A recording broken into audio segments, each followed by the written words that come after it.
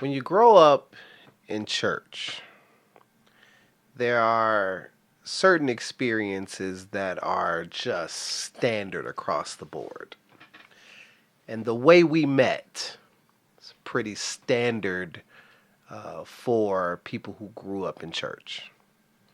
So my parents went to a conference and they had an opportunity to meet her parents who were in charge of the ministry that was running the conference. And it was one of those situations where the parents become friends and they kind of push the children together. And um, listen, this the short version of this story is that she and I hit it off right away. Her brother and I, who are now the best of friends, did not necessarily take to each other automatically. But we had an opportunity to meet, and her big, bubbly, warm personality met with the big, loud, warm personality that I have on the inside. And she has been a big sister. She has been a friend. She has been a counselor. She has been a sounding board. She has been so many things. And I am absolutely excited to share with all of you just a small glimpse, not only into our relationship, but into the types of conversations that we have when we are together. I am Brandon T. Bailey, and this is Controversy.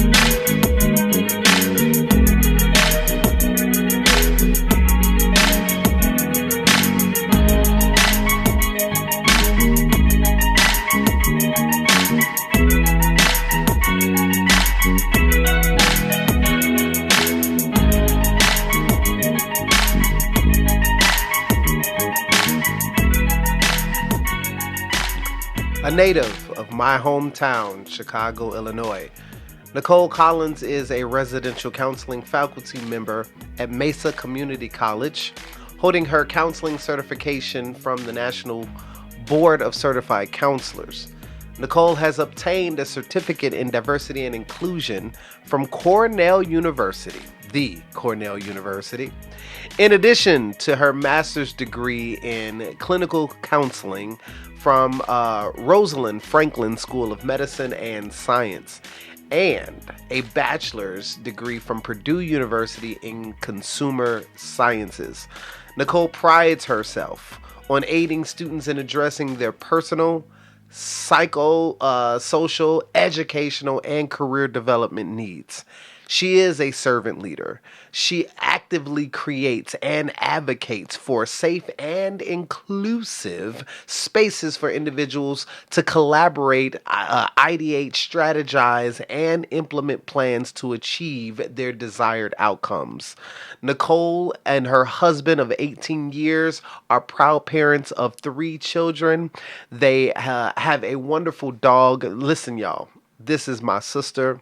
She is a big presence. She is a big personality, and she has some powerful things to share. So please give your attention, give your ear to my sister, to my friend, to my counselor, to my you name it, Miss Nicole Collins. All right. Nicole. Yes.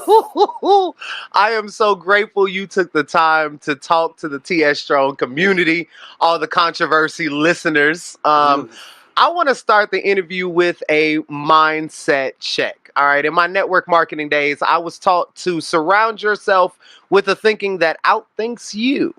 So I want to expose my listeners to the way you think and let them choose whether or not they agree. You ready? Oh goodness. Okay. Now I don't want you to think too much about these. These are the quick ones. These are the warm up questions. All no, right. I like the warm up already because you got this whole build up to it. Mm-hmm. That's right. That's right. All right. Question number 1. Nicole, what motivates you? Already. My children.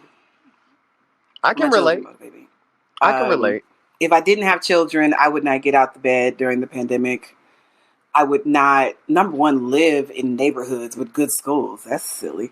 It's overrated. Very expensive. I wouldn't care. And so my kids motivate me to go grocery shopping, buy clothes. Yeah, care, all that responsible stuff. All the responsible stuff that like helps to push things forward. So yeah, I would probably be incredibly selfish if I did not have my children. So yes, that motivates me. Fair enough. Fair enough. Do you have fears? And if so, how do you manage them? I have fears every day. I am Black in Arizona. Hello, somebody. So that's it. How do I manage it? I try to blink my eyes and click my heels 3 times and say there's no place like home. I cannot with you. I cannot with you today. Look, and the problem is, y'all, she's really not lying. Like, that might be a real coping strategy. And then praying, right? I'm more leaning on faith right now because I really don't know what's going on. So I can't intellectualize a lot of things anymore. So it has to be God. So I'm like, Lord, I mean, if you want these folks to take me out, then so be it. Ain't nothing I can do about it. Yeah. Oh, I can't wait. We're going to get into that. that leaning on faith thing has been, it's been wearing me out in the last year and a half. Amen. But whatever. Wish this was a cocktail and not cucumber water. Right. when we turn these cameras off, hey, hello, somebody. Mindfulness, Nicole, is a buzzword right now. Everyone seems to be interested in it and using it. What does it mean to you, and how do you use it if you use it at all? I think mindful is a really nice way to say caring about not just others, but yourself. Be aware of how you feel in a moment. Be aware of that. But awareness is not a gift for everybody. You know, so we can't assume that awareness is readily accessible to people to verbally express what that is, right? Right. So, you know, we can speak of mindfulness as a concept, but when we give it legs and a body to walk, it's hard for people to really understand what that is. Because, you know, when you're faced with issues that are very extreme in nature, mindfulness is so high up the hierarchy of matters. Like, that's like, dude, I got to put food on the table. I got to keep a roof over my head. So I think that mindfulness, in a sense, it's something that everyone can get to, but it depends on where you are in the rest of your life. So I use it when I'm not worried about all those other things. But when I'm worried about those things, mindfulness is not the first thing. It's survival. I like.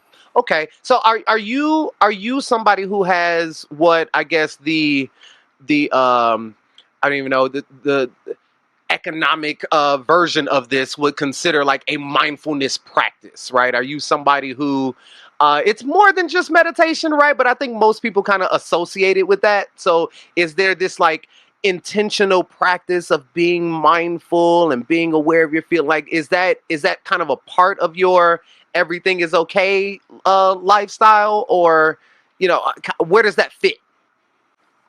I mean, for me, one of the practices I've implemented, since the weather has not been Satan's breath, is sitting outside. For those of you who do not live in and around our area, that is when the weather is over 100 degrees for regular amounts of days. At night. At night. When it's 110 pitch black. Yeah. At night. It's confusing. That's no such thing as cooling off at night. Hallelujah. All right. So when it's not, when you said the devil's breath, right. When it's not that.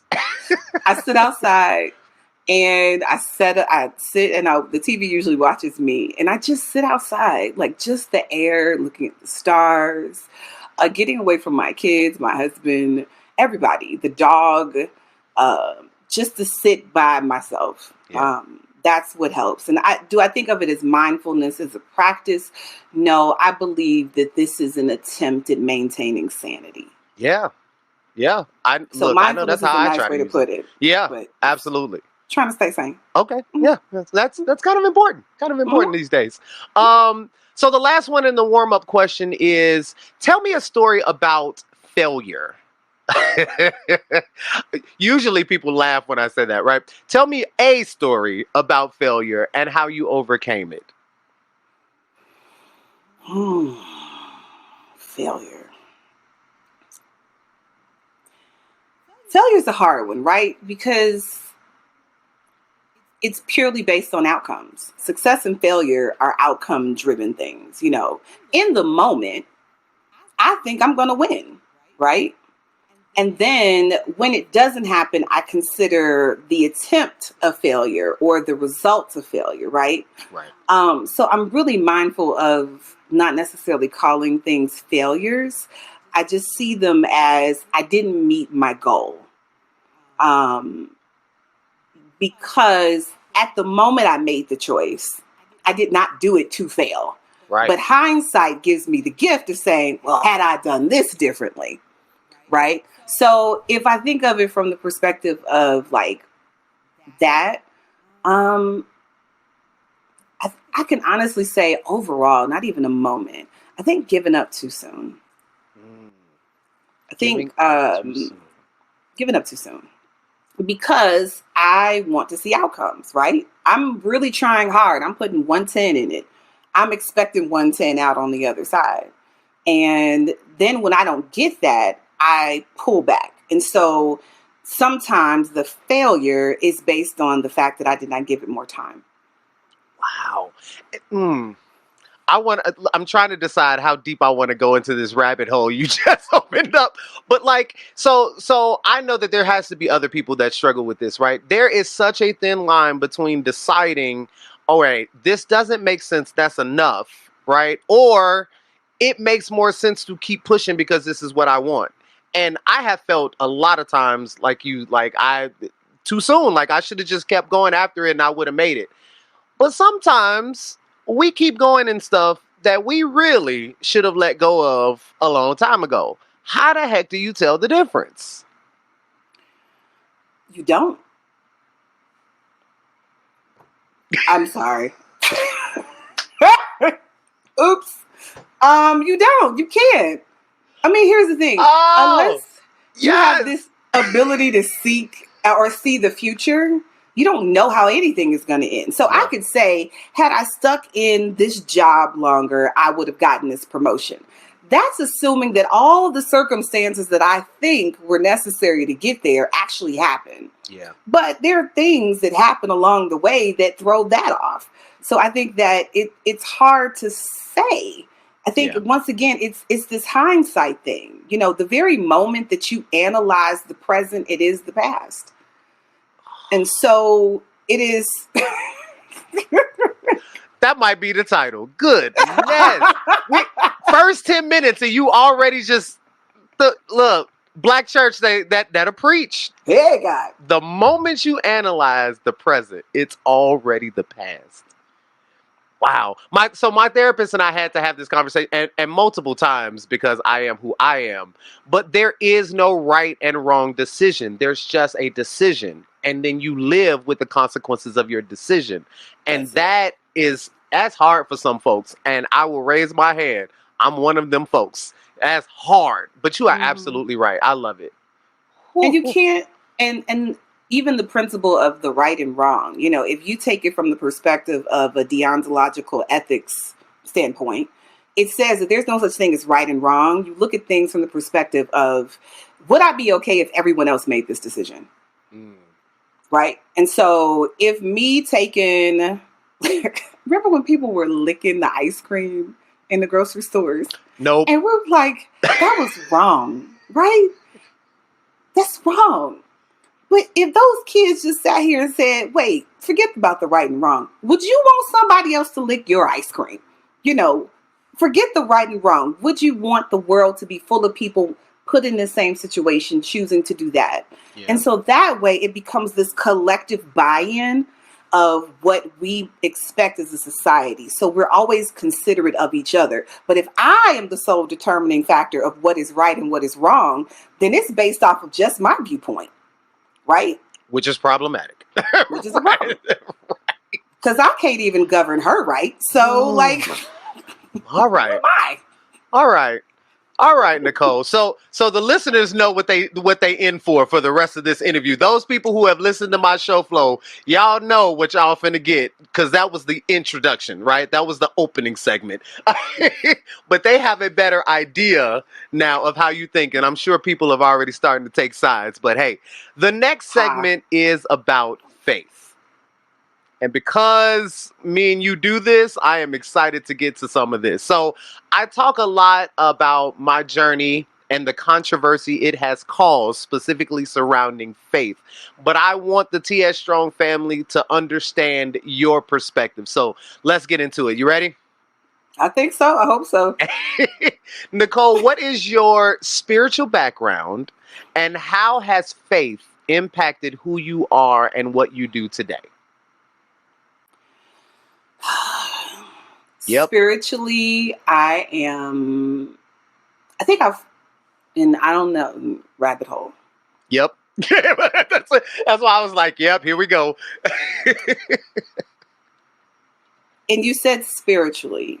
And so since we are spirits, right? My spiritual background is my presence. That's it. My religious background is being a Christian. Ooh, wee. So, I answered your question. No,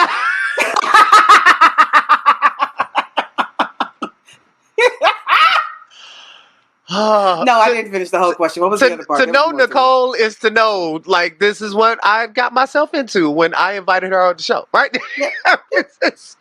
But as usual, she's not wrong. All right, so we're drawing that line, right? So is the difference between your spiritual background and your religious background, is that a part of who you are and what you do today? Yeah. Religion helps us to understand our spirit, right? It helps to give boundaries to who we are and the world, and to make sense. Yeah. And I think it has kept me grounded in knowing that as a person, as an entity, as an individual, I don't know everything. And for the things that I don't know, I would hope that there's a force that's governing something bigger than me. Now, I said hope because, it brings it to this element of this larger entity, but there has to be something, because there is a whole bunch of time where Nicole did not exist. Right? There's a space where you and I don't have computer technology. None of this stuff exists. And so I think religion helps to put you and get you to understand where you are in that time. And because it stays the same, and as a Christian, it's kind of stayed the same, and we've had some modifications here and there, but it helps to ground me, to make me aware. So I believe that my religious experience, no, maybe not. Maybe they go back and forth together.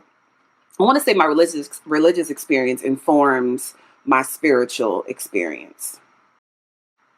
I think that's true, though. I mean, because the religious experience started first, right? Maybe. Were you aware of your spiritual experience outside of the religious experience that tried to expose you to it, right?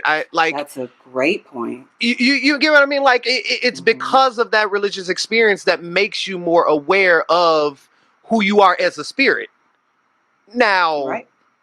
as that matures, you start to look at them very, very separately, but we're introduced to them the same way. I would argue, I guess, maybe, sort of. Not sure I want to stick with behind my own argument there, but here, okay, so here's a good one. Was there ever a time where you questioned and or lost your faith? And if so, why did this happen and how did you overcome that? Because I mean, a big part of this show was, I mean, we walking away from the church is easy. A lot of people do that. For me, it was losing faith that started to go like, huh? when I started being unsure of what I believed anymore because life was that hard, right? So, is there a time where you started to question all of that, and how did you get through that? The time that I could remember and probably have the most emotional connection to was when I had a miscarriage. And that was major.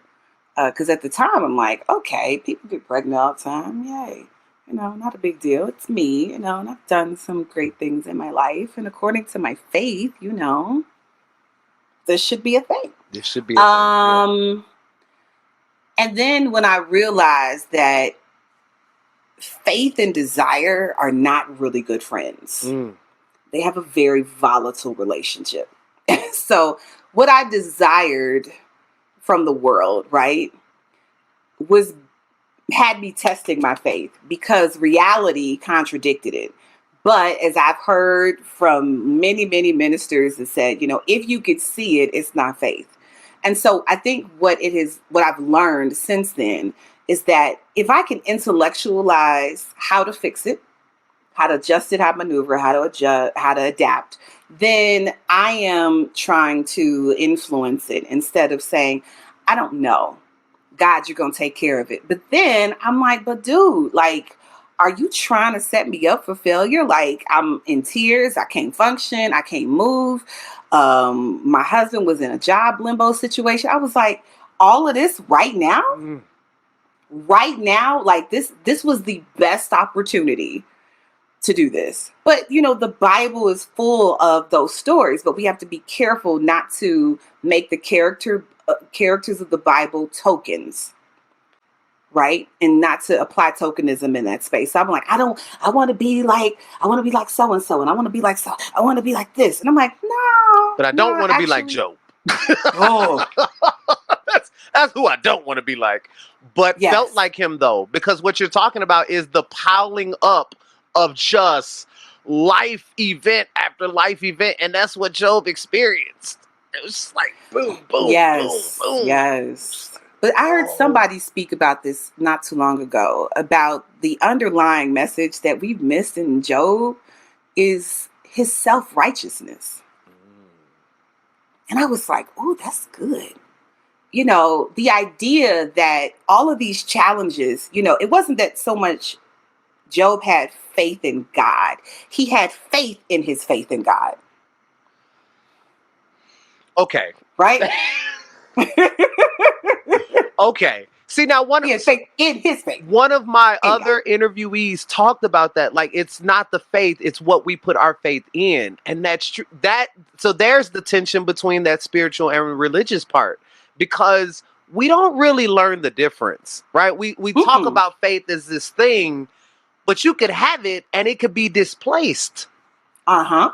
Oh, so he had faith in your faith. Mm-hmm. He had faith in his faith. So it's like, I am so sure that I can handle it. I can handle it. Bring it on. I got this. Instead of saying, you know what, dude, you could actually kill me. And you may take me out. This may hurt me. Yeah. I surrender, right? I surrender. And I realize that we're more like Job than anything because of our spiritual essence, right? We become self-righteous at a certain point because our behaviors yield so many successes that they remain unchallenged. And so when our behaviors don't yield the successes, then we look at God like, but dude, I was having that same faith thing, right? I was doing that. It's like, no, you had faith in your ability to have faith. You need me to even have faith. Okay. Nicole was a perfect person to talk about controversial topics. Woo. Okay. All right. In fear that I will go down this rabbit hole even further, let me shift this conversation just a little. The Bible talks about prayer and meditation. Okay. And I think that the modern church doesn't do a good job of distinguishing these two, right? Because the Bible talks specifically about both of them, but we either lump them together or we lean on only on prayer. So, what is your understanding of these two ideas and how they work in terms of elevating your spiritual practice? Good question. Prayer can be very casual, right? It's, you know what? I pray that Brandon has a really great day today. Very casual. Meditation requires focus and intention.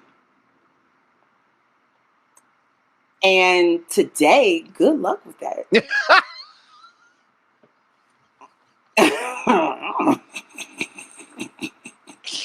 The focus or the intention? I don't know. Depends. Right? I mean, because you have to meditate on something. Like, you really have to sit and you have to be quiet. You got to be silent. You got to be void of distractions. We have our drugs sitting in front of us all the time. We have children. We have spouses. We have work. We have responsibilities and obligations. When do you meditate?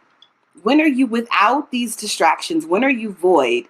And so a lot of the time where you see people going and they're going to be alone in the Bible, like, it's the idea that when to meditate, you have to go away. How? You got to be away from distractions, even away from the people who love you and care about you. They're a distraction. So I think meditation is really difficult for us to conceptualize as a culture in America. I'm not saying that this doesn't exist anyplace else, but I think for us specifically, we are too addicted to very things that give us immediate feedback, immediate rewards. Yes. And meditation is a longitudinal investment. It's the long game. And what does it yield? Because we want something out of it. We want that slot machine to hit.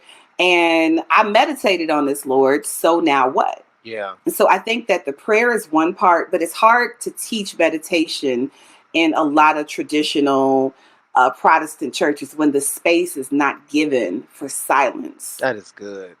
And see, so and this is the reason I added this question to the show flow. There's so many references that we glass over, like be still and know that I am God. Yeah.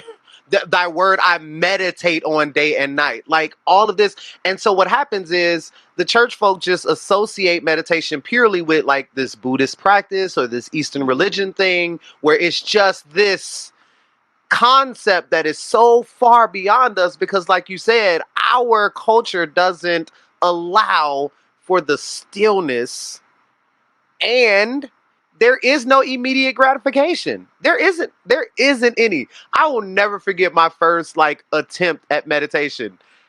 You become aware of the crazy flow of thoughts, and you just like, this is stupid. I'm not doing this, and then it's over. Yep, exactly. Even yoga. People are like, I go to yoga, and I'm like, yeah, but you're doing movements. Right? Not to say you can't get into a zone, right? Yeah. But are you just sitting, or do I need to stretch? Right.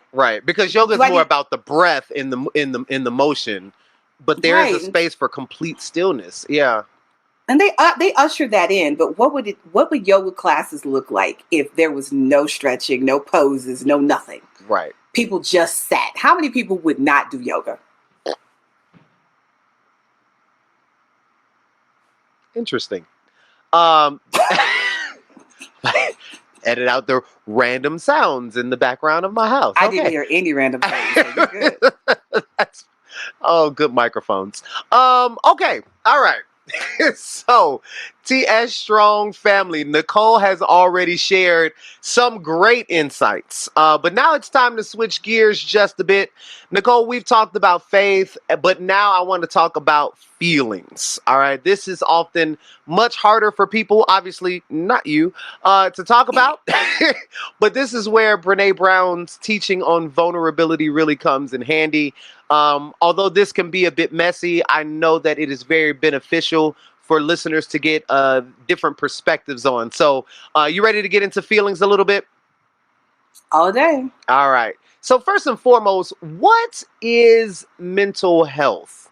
What does it mean to you, and why should a larger number of people ultimately care about this topic? Hmm. I would give you a different answer a year ago and some change. Now I want to hear them both. I want to hear the year, which is fair, right? Because 2020 has woo. I want to hear both answers. I think mental health was a conversation rooted in a lot of privilege before, right? Where you had your lower level of needs taken care of, where you could consider your mental health, right? I think 2020 flipped everything and was like, yo, this is pretty bad. And so mental health actually advertises itself because we are walking billboards. Like literally, we're like, hey, how you doing?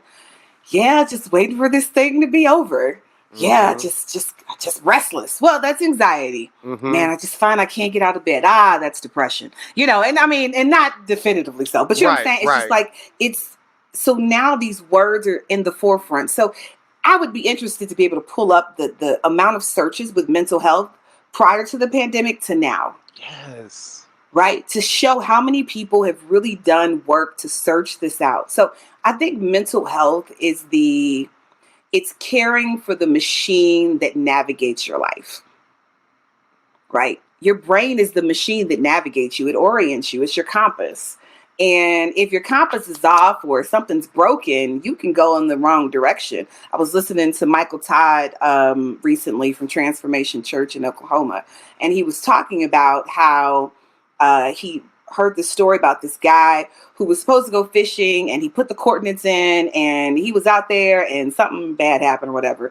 But he didn't get to the fish that he was trying to get to. And the guy was like, what happened? He was like, well, you were 1 degree off. But that 1 degree can put you in this direction, and you go so far off to the side by just that 1 degree. And so I think that our lives have oriented us 1 degree. So if it's social media, boom. Kids, boom. Family, boom. Job, boom. Financial crisis, boom. Health crisis, boom.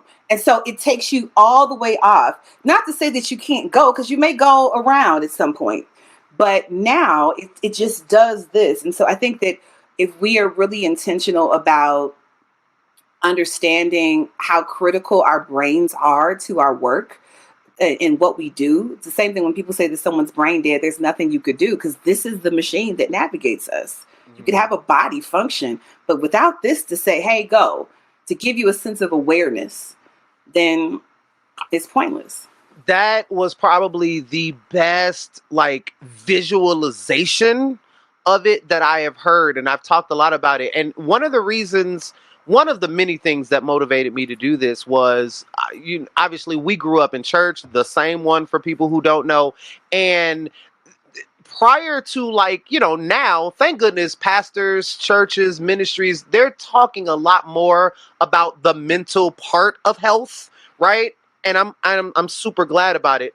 But all of those years before where they weren't talking about it, and that wasn't the focus, and it missed so much opportunity when people were struggling with things and they were encouraged with stuff like pray about it and believe God and so on and so forth. We just missed all of this. And like you said, the compass means you could end up in the wrong direction. And here it is. People will say, well, I didn't pray hard enough. I didn't believe hard enough. I didn't do, and that's why I'm not where I am.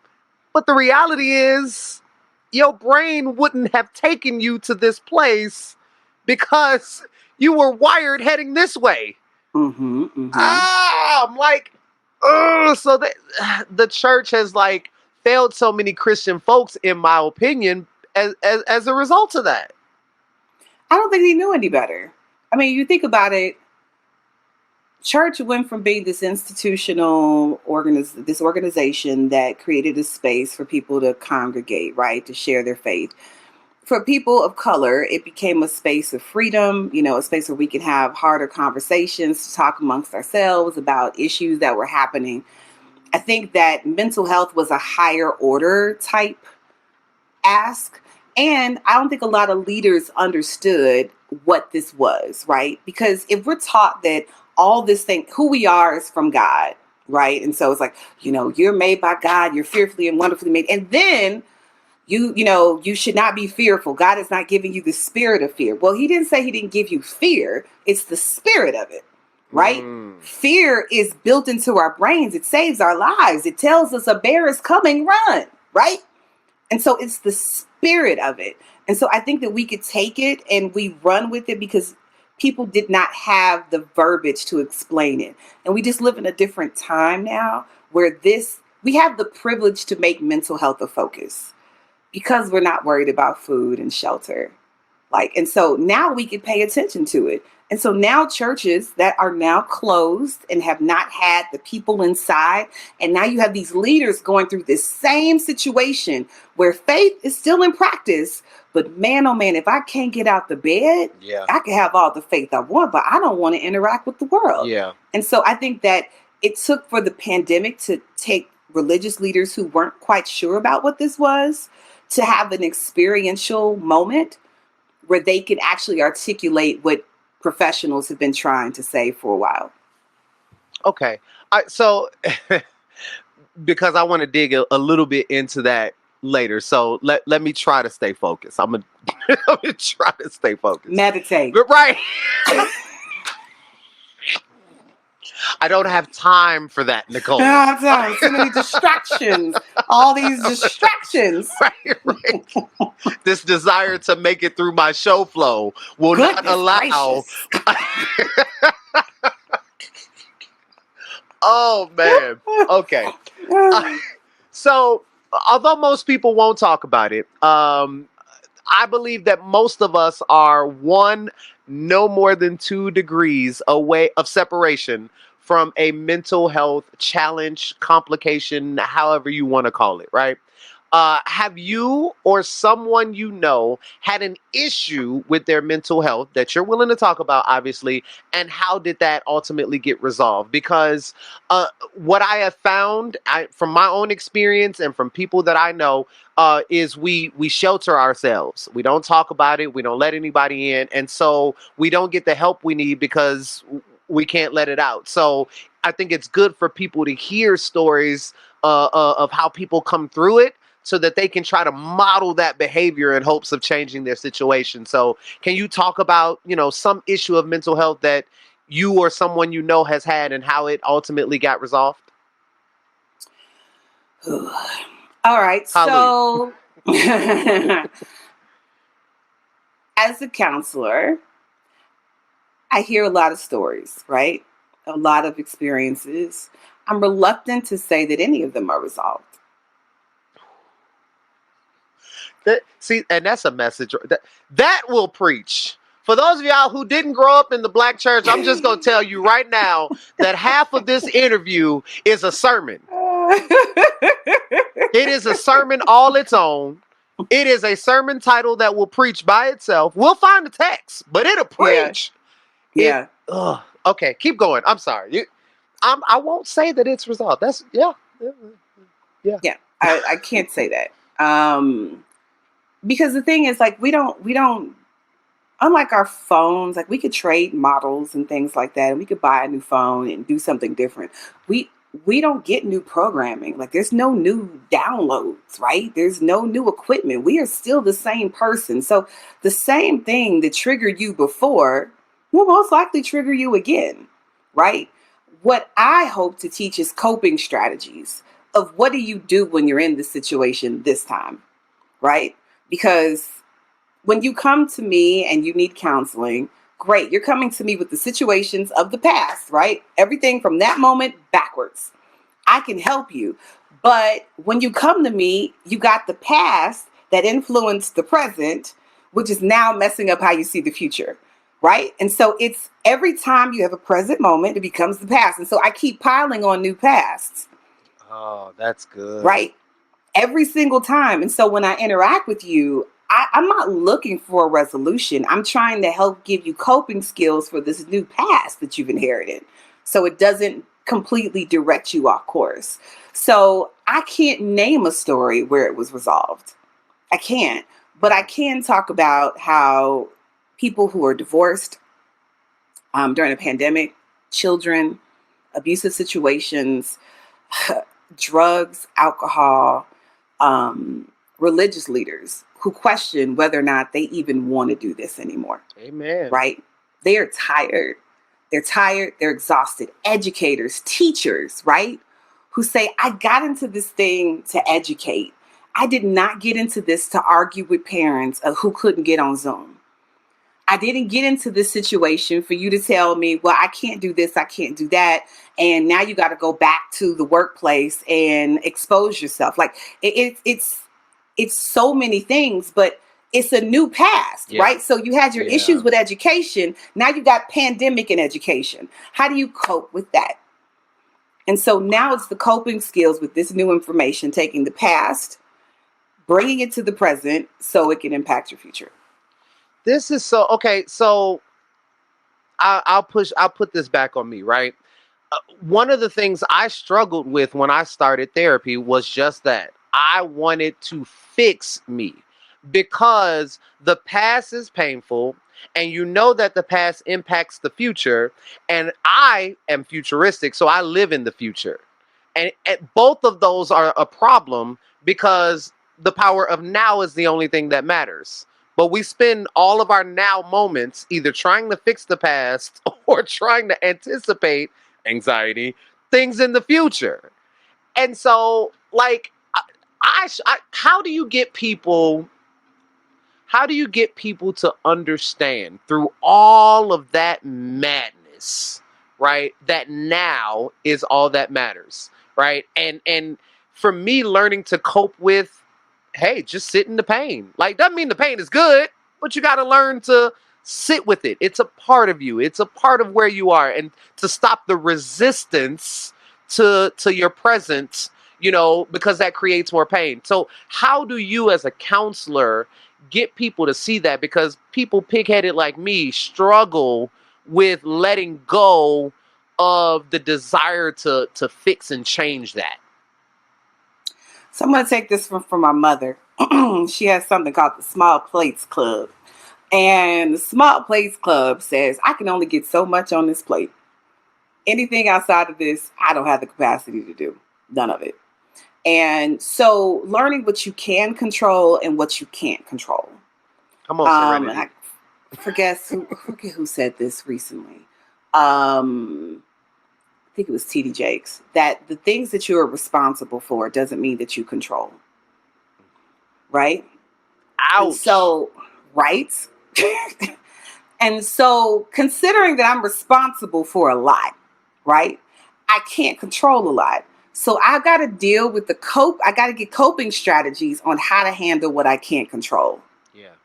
Right? Because I'm responsible for taking care of aspects of things with my family, but I can't control my children. I can't control my husband. I can't. I'm responsible, but I cannot control it, Right. which means that it'll take a little bit longer to get to the goal. So how do I process what I control?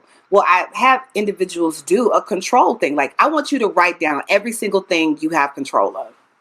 And people get real amped up. Yes, I got my pad and my paper. I'm about to write. Yes. I can see it. Be like, yes, 2 things on that list. yes, 2, right? Right? Or 3, me, myself, and I. Right. That's it. That's it. Like, but I thought that. No. Mm-mm. Okay. Hold on, I need some more light in here. There we go.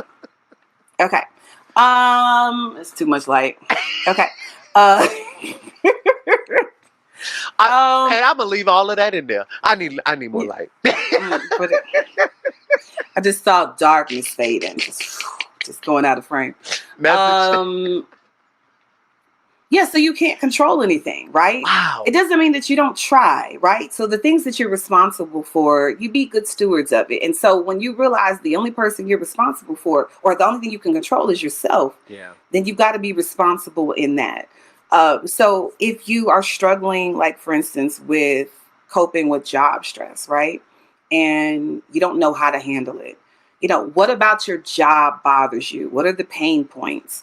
What are the happy points? What are your alternatives? Like, what happens if you don't have this? Does it bring anything to you? And then how do you approach it? So let's just say there's a coworker who's always getting on your nerves. And you're like, oh my goodness, everything in my body wants to tell them how I feel about them. Right. And I want to share with them the words of my heart. And then you say to yourself, but if I do that, then there's a later cost that I don't want to pay. And so you're teaching people simple steps like, hey, listen, just count for a moment. And then I tell people to think of it like a bank account. Do you have the funds to pay for what you're about to say? Can you afford it? Can you afford the words you're going to say? And most times people cannot. Most times we think we can, but the truth is we can't. And so be careful, as they say, be careful, your mouth writing checks, your behind can't cash. Same thing. So do I answer your question directly? No. But I don't think there's a real answer because like I said, the moment you recognize the now, it's the past. Like the now is so autonomous, right? You just blinked your head like this. Blinked did your head like this. You didn't think about that. It's just what you did, right? But it's gone. It's gone.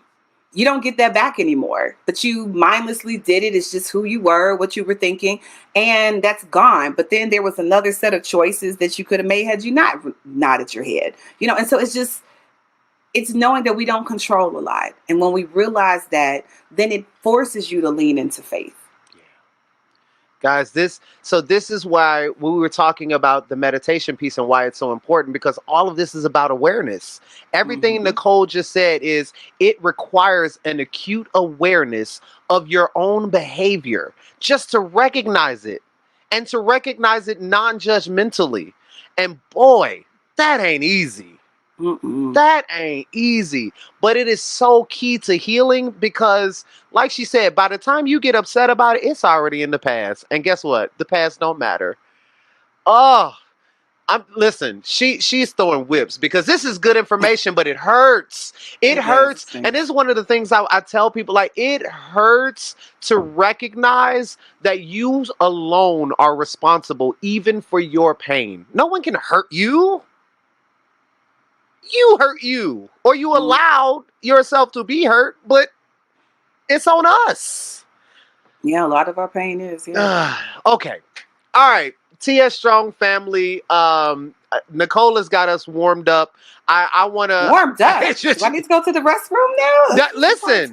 No. This is part 3. You made it to the good part. This is the controversial part. We talked about faith. We talked about feelings. Now we need to talk about faith and feelings. Hallelujah.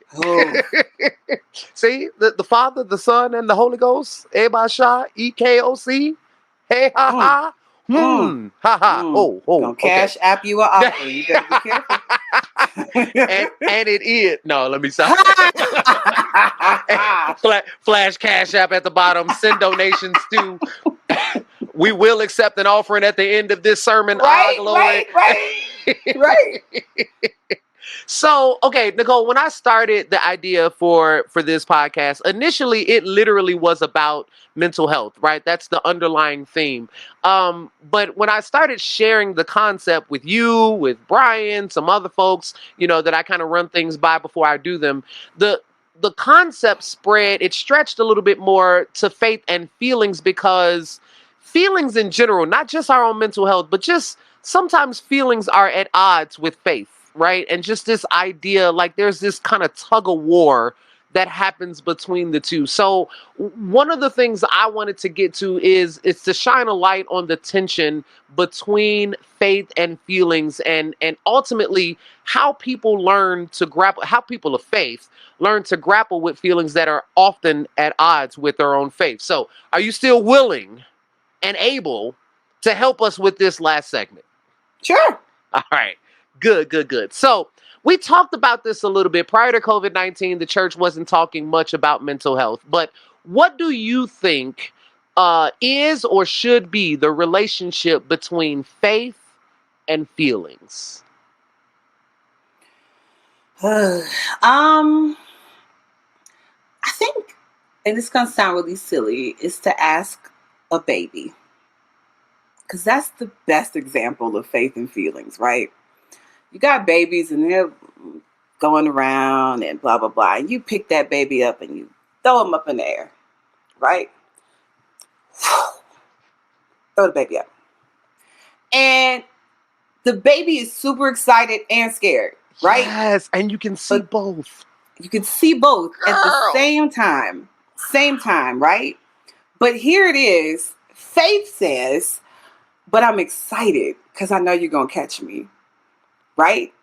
And so if we look at babies, because they're not even aware yet. They're not aware. They know they can get hurt, right?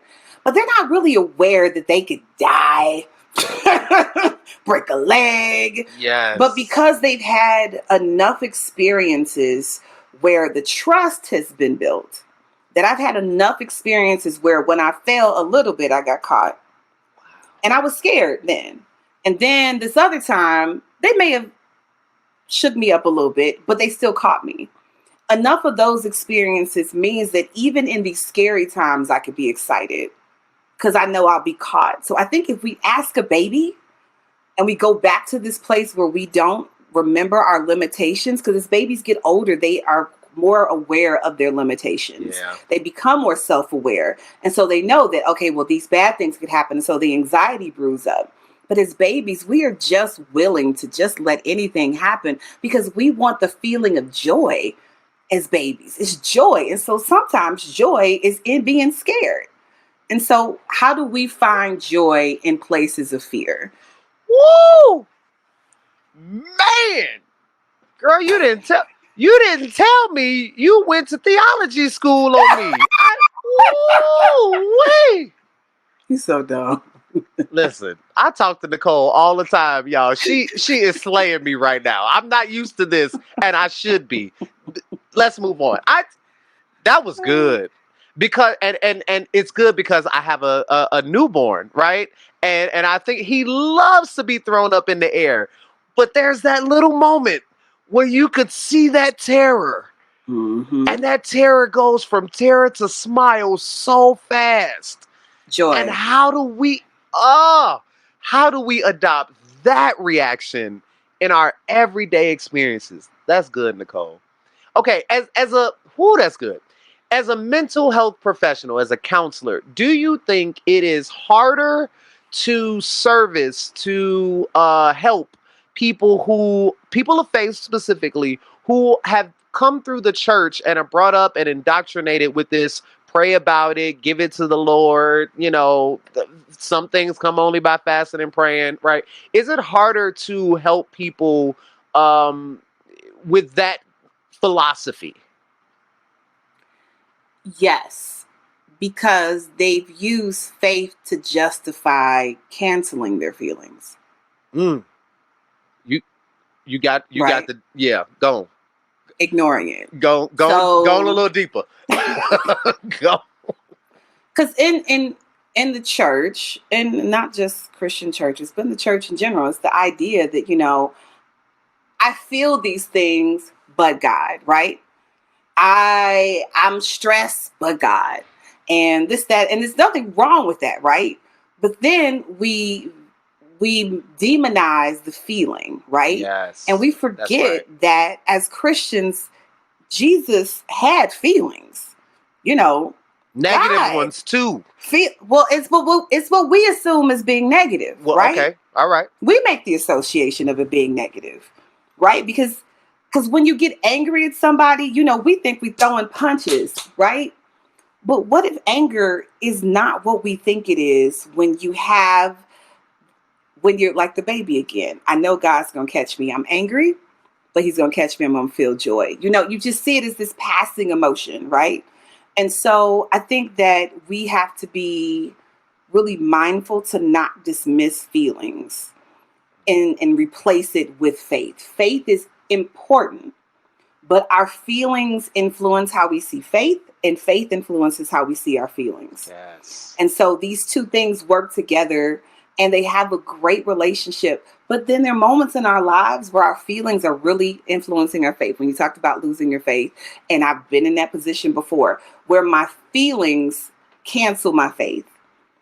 And so I think that if we have a more balanced approach to things and we understand that these two things work together and they don't have to be isolated from each other, and that the church embraces feelings, and when we talk about fear, we don't dismiss it and say, you know what, God's not giving you a spirit of fear. No, tell me why you're scared. What has you scared? Yes. Because you may see a little, dog, but if I've been bitten before, I see something that could hurt me. It's perspective. Right. Yes. And perspective matters. I think so. One of the things, and I've talked about this on several episodes, one of the things that frustrates me with our church colloquialisms is it removes perspective, right? You say to somebody, joy comes in the morning. That might be true. But if that's your only contribution to my situation, it removes the perspective that I may have of, say I was tortured. I don't know when morning is. I don't have a sense of, and so all of that matters. Nicole, you have, okay.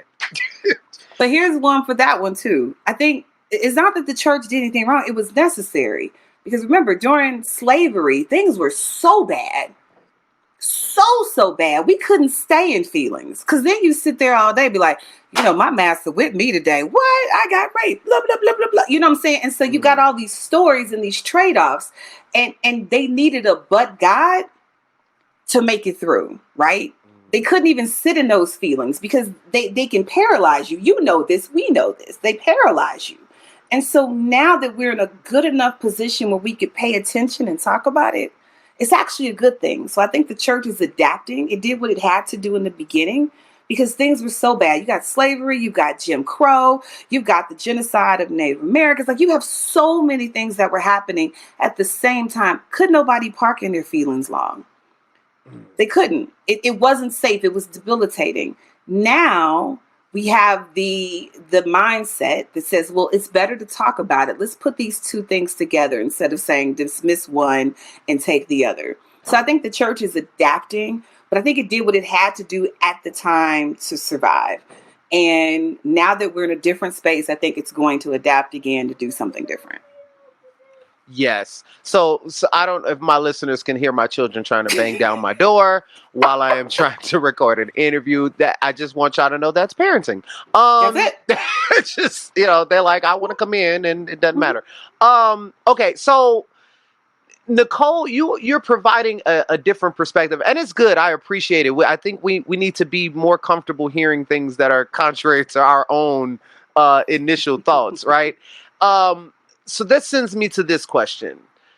Specifically, when you think about the future of faith and feelings, is it the responsibility of the church? And I feel like the nature of this question seems a little at odds with what you've already just shared, right? But is it the responsibility of the church to meet people where they are, right? To make that adjustment to meet, these new needs?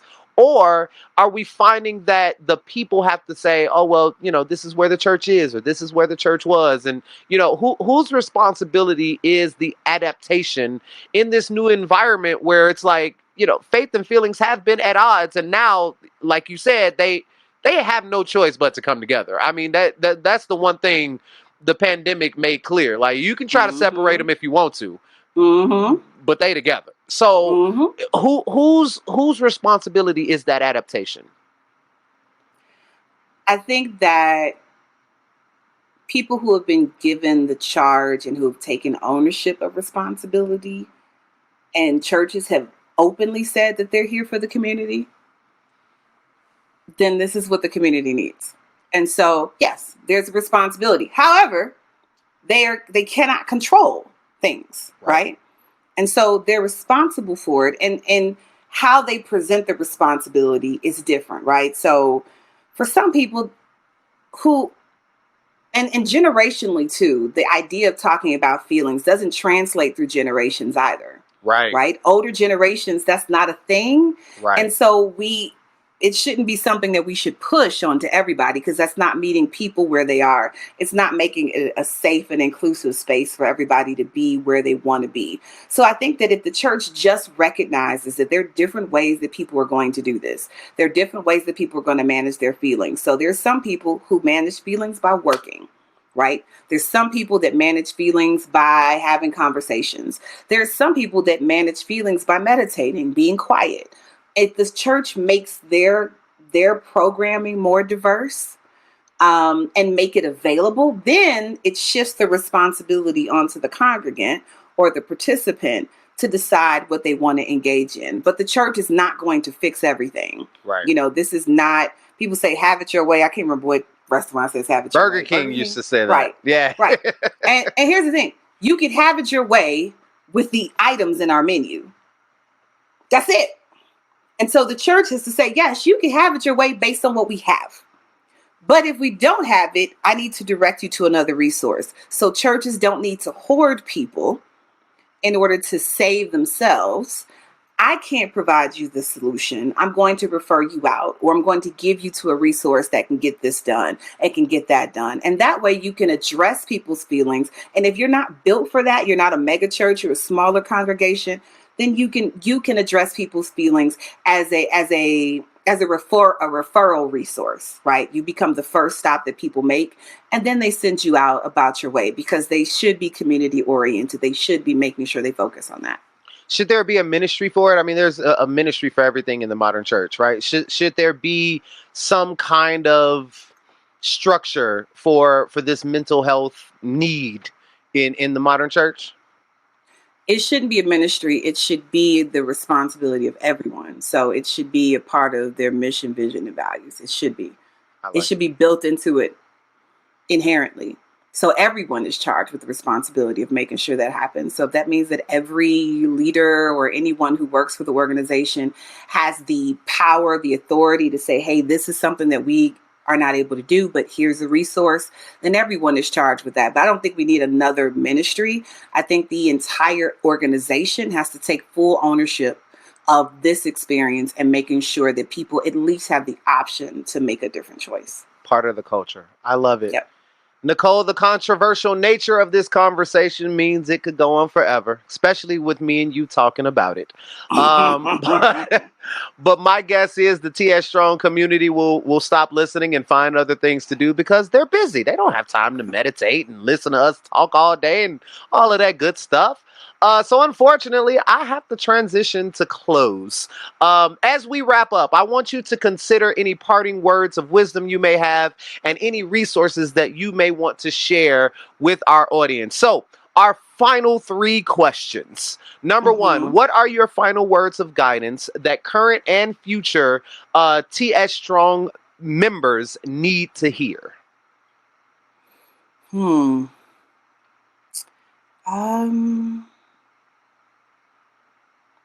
It's okay to say it's hard. It's okay. It's okay to not be okay. It's okay to not be okay. That has been my mantra the last 18, 19 months. Exactly. It's okay to not be okay. I'm not okay. And not to see it as a sign of weakness. I was talking to a student recently, and he said, I don't like the word nice. Nice is just, it's this weak word. And I say, we gotta work on that one. The associations with the word nice that's a problem. And so I think that for us, we have to change our association with the feelings of pain, right? Remember, because the pain, faith was unfortunately used, not unfortunately, for a necessity in terms of making sure people move forward. I think faith was necessary. But now that we have feelings in the forefront and we really need to address it, I think people need to feel safe enough to have the conversation to say, I don't feel good. And if you're the person who's on the receiving end of hearing that conversation, do not problem solve. Can you preach about that? It is not your responsibility. Don't Yes. problem solve, especially if someone's not asked for it, right? Because it's like, well, what I think you should do, ask the question, would you like to hear my perspective? Would you like me to, we're going to explore some solutions together. Like, make that an invitation. So people who are feeling bad don't feel like someone's going to preach to them. Because there's moments where they may want it. Sometimes they just want to vent.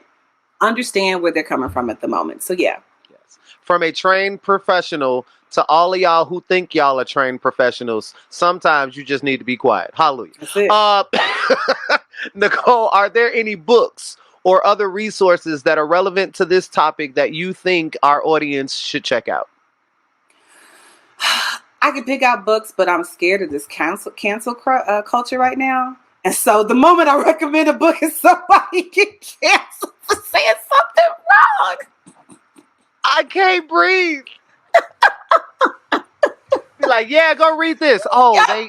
They got canceled last week. Right. Like, what they do? I was just kidding. I didn't really want you to read that. It's fine. Right, that's it.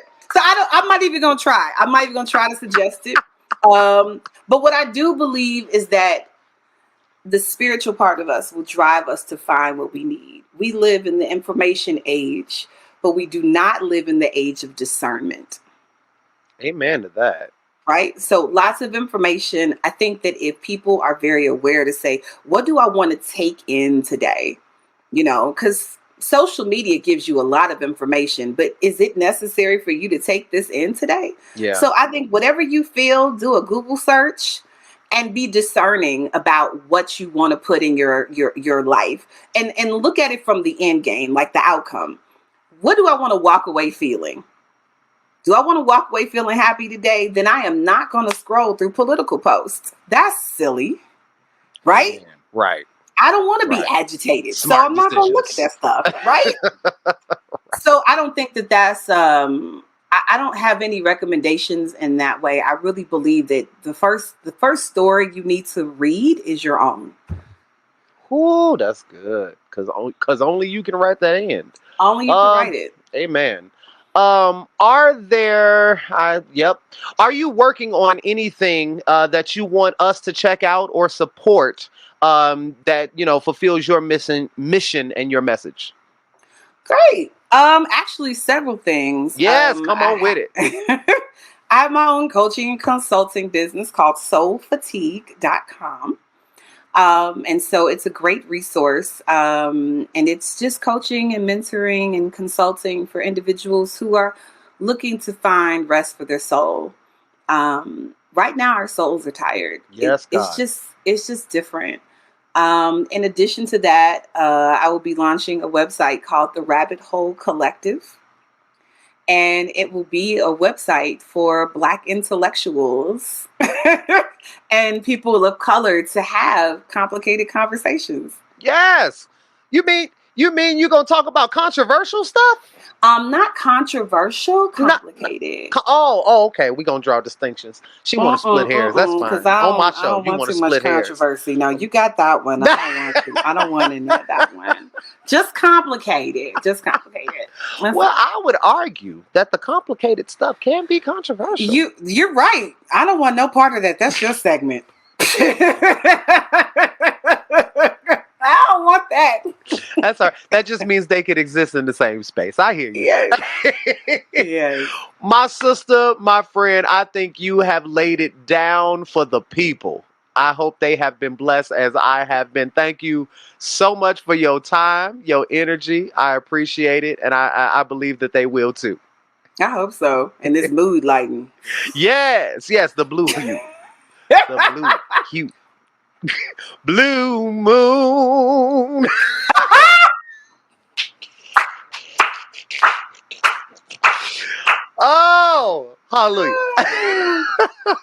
it.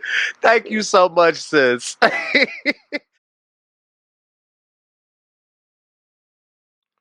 Trauma survivors, trauma supporters. To all of you, the TS Strong community, thank you once again for listening to or for watching another episode of the Controversy Podcast. I don't know if you are jumping in for the very first time or if you are a return listener. Either way, we are more than halfway through the season 1 now, and I am very, very excited to have you as a listener.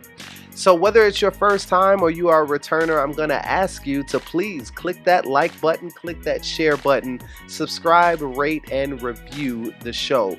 We are actively working on season 2, getting ready to share some new content, working on some new strategies and other ways to engage our community. So I look forward to reading some of your comments. I look forward to hearing some of your feedback and making the show an even more engaging place for all of you trauma survivors, trauma supporters, and people who know what it's like to struggle with, to deal with issues of mental health.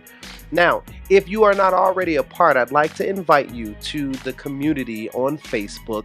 It is called A Safe Place, where trauma survivors and trauma supporters are gathering to share resources, to share ideas, and to share testimonies about the things that we are all going through, that we have all been through, and supporting each other on how we can make it to our next level.